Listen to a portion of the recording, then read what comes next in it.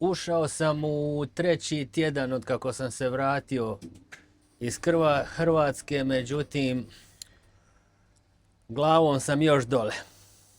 Ovaj put sam bio, ono što se kaže, zbog užitaka, bila je krizma, pa je bilo ića, pića, pečenja, janjetine, pa i opijanja, tako da trebalo mi je, pošto inače ne pijem, trebalo mi je dugo da dođem sebi. Dobro, već sutradan sam ja bio manje više dobro, ali ona energija i onaj želja za radom nikako da mi se vrati. Nekako je lako se naviknut na onaj lagodni život kakav prakticiraju Dalmatinci. U međuvremenu ovdje ubijanje od posla. Čak i taj tjedan dana dok sam bio u Hrvatskoj me nije spasilo. Mislio sam ono tipa, ajde, najgori dio će završiti tako kad ja dođem iće laganini. Međutim, ne popušta ništa, ljudi. Gaze me, ja doslovce nikad, evo iskreno ću vam reći, nikad više u životu nisam radio. Evo, to je doslovce lift za liftom. E sad, nije to teško, nije to problem, ali zamislite da igrate Tetris 9 sati dnevno, izludili biste. Jer ne radite ništa ono što je zanimljivo. Evo, dostavljate stvari, odnosite stvari, a puno stvari ima, od pokućstva, od, evo, neki dan sam dostavljao, kao što, ne znam, jel možete vidjeti vam ove, solarne ćelije, i to je postavljeno. Ova zgrada, već su prvi ljudi bili gledat i uskoro će uselit, ne znam točno kad, ali mislim čak do kraja ovog mjeseca da useljavaju. Ne znam jel možete dole vidjeti kako su se počele su sadnje biljaka, drveća, svega. Dođe drvo već oko 2 metra visoko da ga samo zasade, tako da zelene površine su počele nicati. Ova zgrada, eto, gotova, već se može živjeti u njoj. Ova druga, a i ona je brzo gotova. I to je će možda neki mjesec i pol dana i ona će biti spremna. E sad ostaje moja zgrada još, rekli su mislim da su rekli do 8. mjeseca da bi trebalo biti gotovo.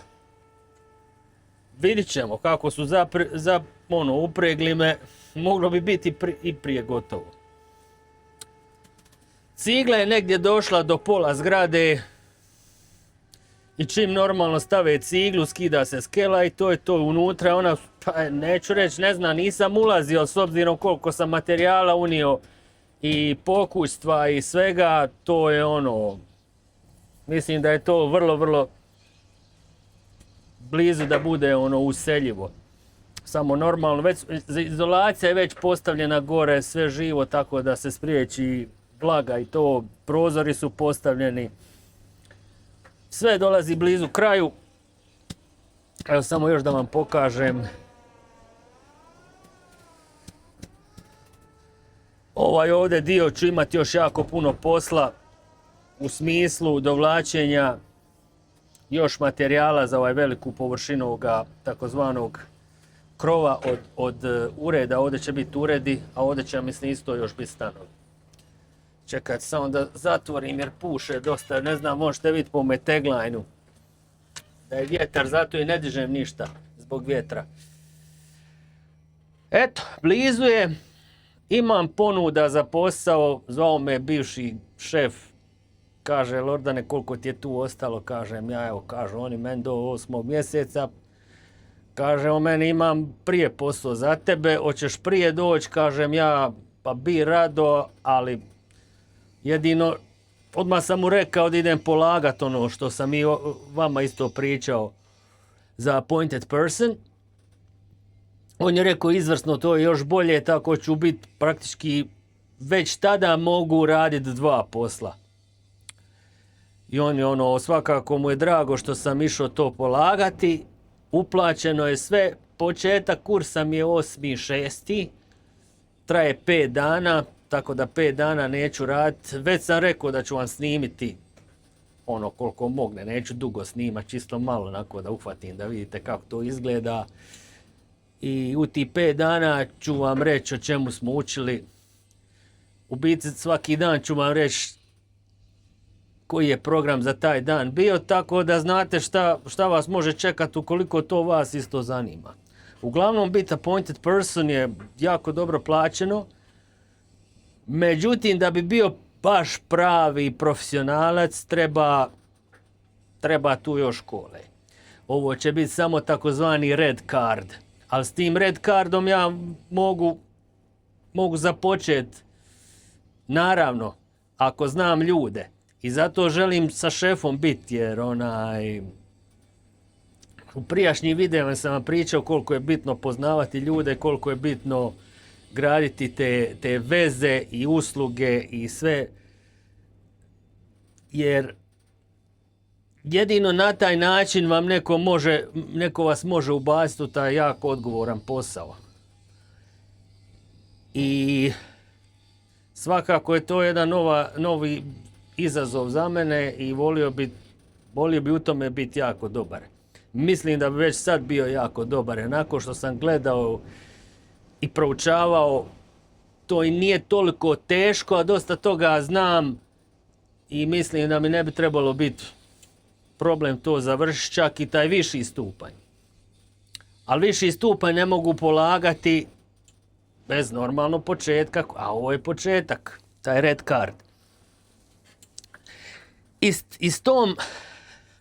S tim kursom i s tim tiketom mogu biti automatski i crane supervisor. Čak za crane supervisora mi ne treba viša titula. Tako da u svakom slučaju dobivam mogućnost da budem i autoritet, da ne budem samo kranista i da sve druge moram ljude slušati, nego da budem autoritet, tako da ljudi nekad moraju iz mene slušati. Ne znam jeste vidjeli onaj video što sam objavio, nije shorts, što sam objavio, to su mi poslali. Naime, vozač koji je vozio moj kran dok sam ja bio u Hrvatskoj je sudjelovao u onoj nesreći gdje je čovjek završio 5-6 metara u zraku. Ali to vam govori koliko su loši banksmeni, koliko ne znaju šta rade. Uglavnom, moja pretpostavka je, vidite ovdje tagline što puše. S tim taglineom se drži teret da se ne okreće kad se spušta. I on, pošto je vjerovatno puhalo ili nešto, on je uhvatio taj tagline i da mu grip bude bolji, da mu ne bi klizilo kroz šaku, on je napravio vjerovatno ovo. Omotao ga oko šake i nesvjesno ili mu dao signal da digne, nemam pojma šta, i normalno, kran je brz. Kad on počne dizati, to te digne u sekundi 2-3 metra i još kad pustiš i kad naglo pustiš, to i dalje nastavi dizati, ako si u punoj brzini. I tako je završio u zraku. Sva sreća, nije niko nastradao, ali eto, ovi su mi ovdje poslali, rekli da je to bio moj kranista koji je vozio ovaj kran dok sam ja bio u Hrvatskoj. Uglavnom, je da je to bilo u blind spotu, znači nije on to mogao vidjeti, ali imao je kameru, tako su mi rekli, imao je kameru, moj kran nema kameru. Međutim, ne možeš se uvijek pouzdati na kameru. Ali to vam hoću reći koliko ljudi, malo je jako dobrih banksmena, jer nemaju niti malo strasti za ovim poslom, ne žele biti bolji. A ja kad sam išao u tu školu i kad sam to učio na taj kurs, ne mogu reći da oni loše uče. Dobro, nećete upoznati sa svim mogućim situacijama koje se mogu dogoditi, ali generalno ti daju dovoljno znanja da radiš taj posao kako bi trebao raditi. E sad, sve ostalo ti je iskustvo koje stečeš radom, a isto tako i nekakvom logikom. Jer recimo ljudi često ti kažu kad daš signal kranisti da diže lanac, kad je lanac otkačen, često kažu pridržajte rukom lance da ne bi slučajno lanac negdje otišao i zakačio nešto. Međutim, ljudi kad to rade, oni često prislone lanac uz tijelo i zaborave recimo, pošto kuke imaju ovu klapnu Tako da se kuka zatvori, da ne ostane otvorena. To su nas prvo učili da to uvijek morate zatvoriti. Ali oni ne vode računa. Šta se može tu dogoditi? Ako ta kuka ostane otvorena i ti naglo digneš i normalno prisloniš lanac uz tijelo, šta se može dogoditi? Pa može se dogoditi da te da kuka ti zakači za pojas i da te digne. I sad nek ti padneš sa 2, 3, 4, 5 metara visine, ajde, neš poginut, ali je to dovoljna visina da se polomiš živ. Tako da na sve ljudi morate paziti, ovo je baš posao gdje je bitno ono što se kaže na engleskom sharp, focus all the time. Fokusira na sve, a sve to morate raditi brzo, jer jedino ako brzo radite onda ste efikasni. I tako u biti, to je razlika između profesionalca i amatera, što sposobnost da radite posao što je brže moguće, a istovremeno što je sigurnije moguće. Također vam želim pokazati, evo, ovdje je počeo se dizati novi kran. Samo sekundu. Ne znam, eno postolja.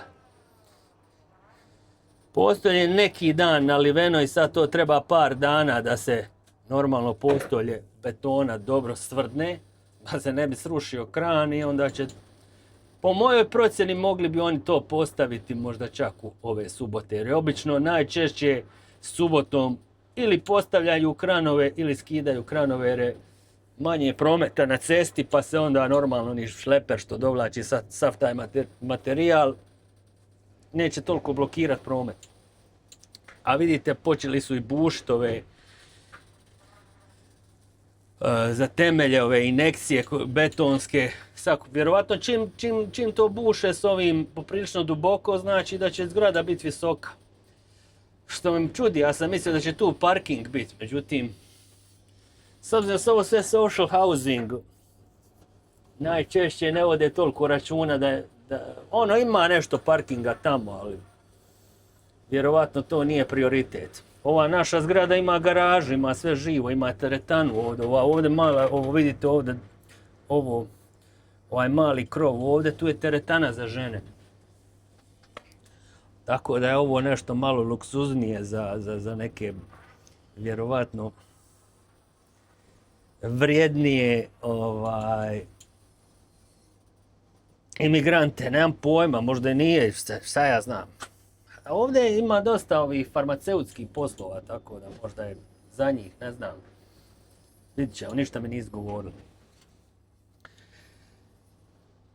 Tako da, to vam je otprilike to što se na mom gradilištu tiče, a što se tiče nemogućnosti snimanja, problem vam je ljudi proljeće u Irskoj. To je najgore, meni osobno najgore razdoblje godišnje doba u Irskoj, jer je vrijeme tako promjenljivo da se ne isplati otići vozikat, jer evo danas je bilo stvarno lijep dan i onda počne padati kiša, ali to ona jaka kiša ko u nas, pljusne, ali to traje jako kratko, možda 10 minuta, onda opet sunce, pa onda vjetar, pa opet kiša i tako dalje, tako da nisam nigdje se vozikao jer ne želim pokisnut.